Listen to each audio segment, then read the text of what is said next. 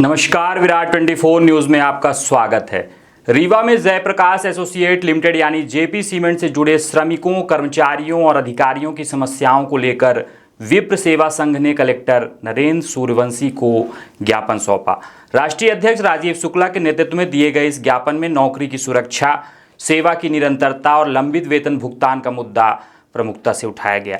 ज्ञापन में बताया गया है कि यूनिट के मेडिकल, फायर और सिक्योरिटी विभाग में कार्यरत कर्मचारियों में से मेडिकल और फायर विभाग के कर्मचारियों को नई कंपनी डालमिया द्वारा सेवा में रख लिया गया है, जबकि सिक्योरिटी विभाग के कर्मचारियों को कार्य से अलग कर दिया गया है। इससे प्रभावित कर्मचारियों और उनके परिवारों में भविष्य को लेकर चिंता का माहौल है। विप्र सेवा संघ का कहना है कि जयप्रकाश एसोसिएट लिमिटेड के कई नियमित कर्मचारी 30 से 35 वर्षों की सेवा पूरी कर चुके हैं और अपने सेवा जीवन के अंतिम चरण में हैं।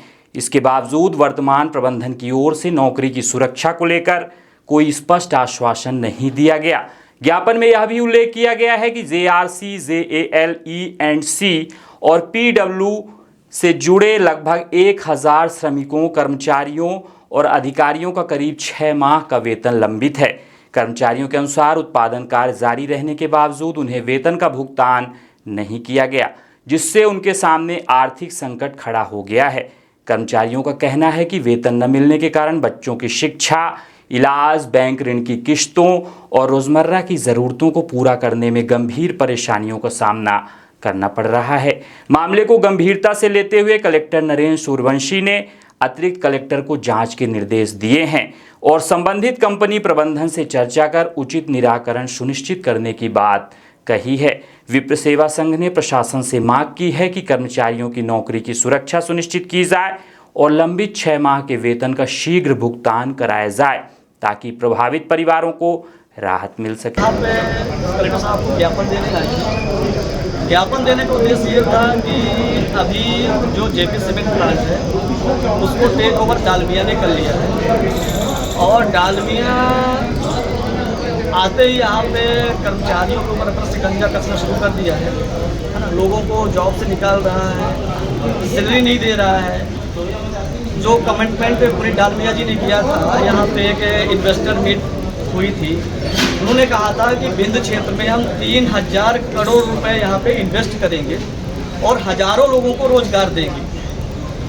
वो तो भविष्य की बात हो गई, वो देंगे या नहीं देंगे, लेकिन जो यहाँ पे लोग काम कर रहे हैं ये हमारे देश के सैनिक हैं जो देश में सेवा करके यहाँ पे जेपी सीमेंट में अपनी सेवाएं दे रहे हैं। किसी की सर्विस 30 साल हो गई, किसी की 35 साल हो गई, कोई लैंड दे करके यहाँ पे नौकरी मिला है।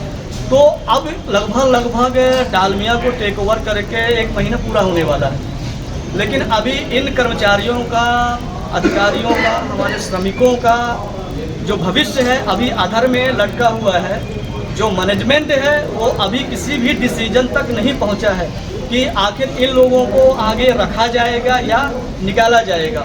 पहला मुद्दा। दूसरा मुद्दा यहाँ पे ये है कि जब ये प्लांट को डालमिया चला रहा था उस समय प्रोडक्शन निकल रहा था और उस समय हजारों लोगों का 6 महीने का वेतनमान रुका हुआ है। मजे की बात यह है कि उस दौरान लोगों का पीएफ तो काटा गया, उनका प्रोफेशनल टैक्स भी काटा गया, लेकिन उनको वेतनमान नहीं दिया गया। मुझे तो ये भी जानकारी मिली है कि जो मई महीने की सैलरी है वो भी शायद नहीं दी जाएगी। तो हम लोग इसी मुद्दे को लेकर के कलेक्टर साहब को ज्ञापन दिया। कलेक्टर साहब ने बहुत ही पॉजिटिव वे पे बात किया कि अभी कल हम एडिशनल कलेक्टर को भेजेंगे, उनका पक्ष भी सुनेंगे। आप लोगों का पक्ष हमने सुन लिया है और आप लोगों को न्याय दिलाया जाएगा, उसमें कोई कोर कसर नहीं छोड़ी जाएगी। हम लोग आज कलेक्टर साहब से मिले अपनी समस्या को लेके, क्योंकि हम लोग जिस विभाग में नौकरी कर रहे हैं और हमें निकाला जा रहा है नौकरी से, उसी जिस विभाग में कई जैसे हॉस्टल है, फायर है,